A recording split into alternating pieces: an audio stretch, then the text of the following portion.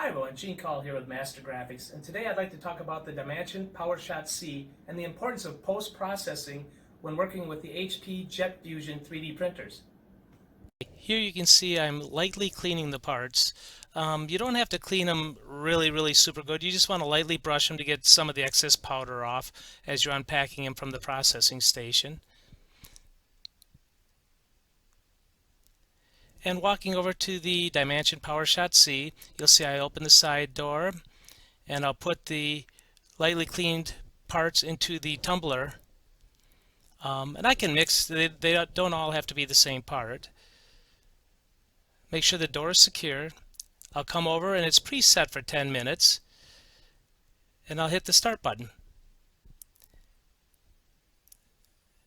And now you can see the tumblers rotating as the PowerShot beads are being sprayed into the tumbler.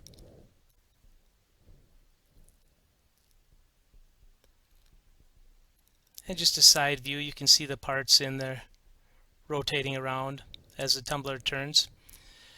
After it's done, the PowerShot C will automatically turn off.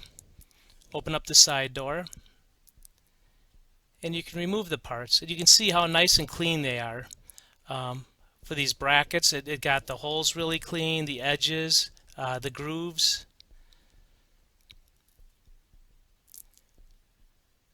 And it also cleaned these finer parts really well. As I'm pulling them out, you can see these little brackets. So if you have any questions, please feel free to give us a call at Master Graphics at 1-800-873-7238. Thanks, and have a great day.